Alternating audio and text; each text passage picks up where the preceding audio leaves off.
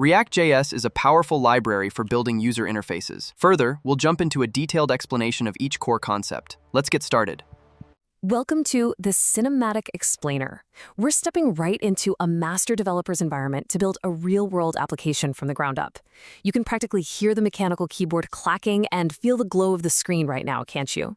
Today, we're exploring the React.js roadmap laid out by Code First Technologies. But we're not just going to sit here and talk about theory. We are simulating the actual coding process, watching the entire architecture emerge right before our eyes. So you might be wondering, how exactly do you turn a completely blank screen into a living, breathing application? Well, let's dive into the editor and watch the code that brings a project to life. It all starts with a completely blank canvas. As developers, our main job is to translate raw ideas into real architecture. And React? It completely revolutionized how we approach this by entirely changing our fundamental building blocks. All right, first up is Section 1, React Basics and Components, the building blocks. You know, back in the day, we had standard HTML for our structure and a totally separate JavaScript file for our logic. It was honestly kind of a disjointed mess. But look at the right side here. This is JSX. It's a syntax extension that literally lets us write HTML-like code directly inside our JavaScript. I know, it feels a little like breaking the rules at first, but it keeps our rendering logic and our UI beautifully intertwined. Okay, watch the screen as we type out our very first functional component. Imagine that cursor blinking, mapping out function app. What we're doing here is creating a reusable piece of UI that we can drop literally anywhere in our application. A component in React is essentially just a standard JavaScript function that returns some JSX. It's actually that simple. We could take this app component, copy it 50 times, and boom, we'd instantly have 50 identical elements on our screen without rewriting a single line of the internal HTML. Moving right along to Section 2, State, Props, and Hooks. This is where we make things interactive.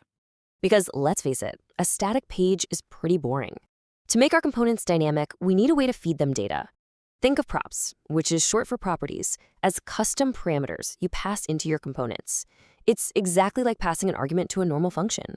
But here's the catch. Props are strictly read-only. A child component receives them from a parent, reads them, and renders them, but it absolutely cannot change them. Check out the code we're writing now. We're passing the name and role directly into our user profile component. By declaring name equals Alex and role equals admin, we're demonstrating exactly how data flows down the component tree. Want to add a profile for Sarah, who is a guest? Easy. We simply write user profile, name equals Sarah, role equals guest. One reusable component, but with infinite data variations. So, if props come from above, how does a component manage its own stuff? That's where state comes in. State is managed entirely within the component itself. It's basically the component's personal internal memory.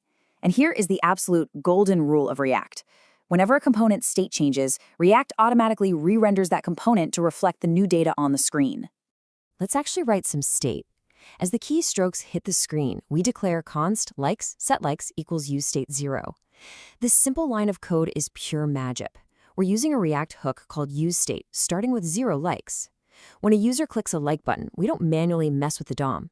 Instead, we simply call our setLikes function, update the memory, and React instantly redraws your screen to show the new number. It is declarative, clean, and beautifully efficient. Next up, Section 3, Routing and API Integration.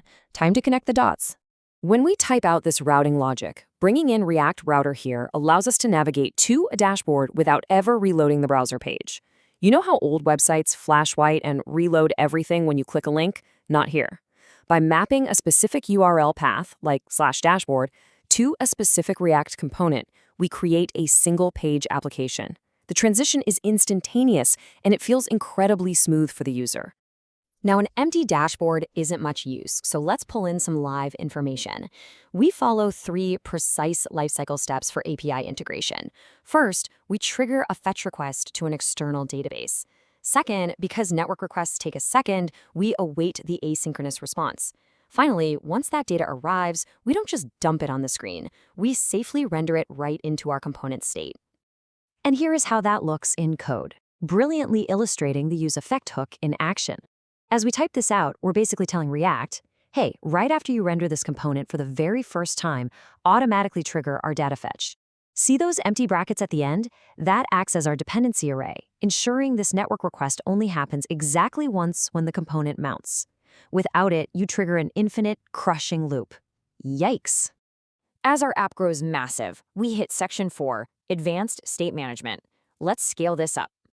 If we only rely on props in a big application, we run into a major headache. We want to avoid something called prop drilling at all costs because it creates messy, unmaintainable code structures. Imagine passing a user's login token from your main app component down through a layout, then a sidebar, then a menu, just to finally reach a tiny logout button. Those middle components don't even care about the token, yet they're forced to carry it. It's super inefficient. To architect data at scale, we use some incredible ecosystem tools. For massive enterprise-level apps, we'll type out global stores using Redux. If we want something a bit more modern and lightweight, we drop in Zuzand.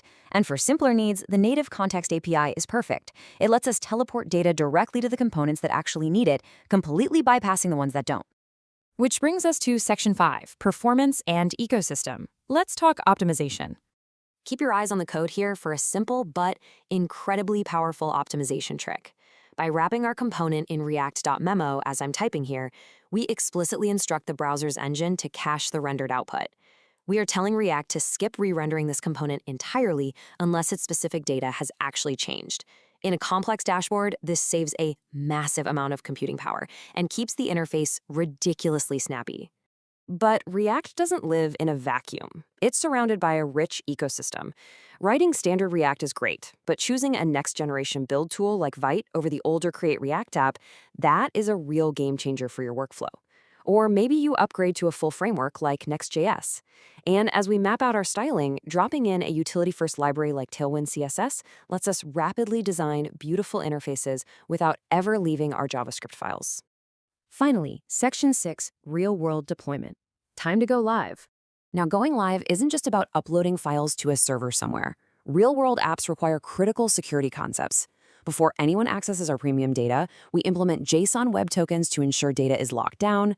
We set up refresh protocols so users don't constantly get logged out, and we establish strict role-based access control. That way, an average user can never accidentally load up an admin dashboard.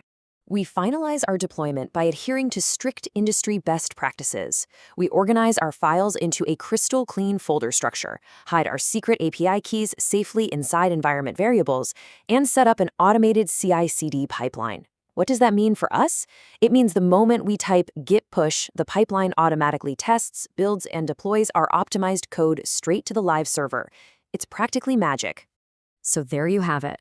We've systematically moved through the entire architecture of a modern application. Now that you've seen the whole developer journey, from typing that very first line of a JSX functional component, through complex state management, all the way to a secure live production server, the underlying mechanics of React are right there in your hands. You have the roadmap, the code, and the tools.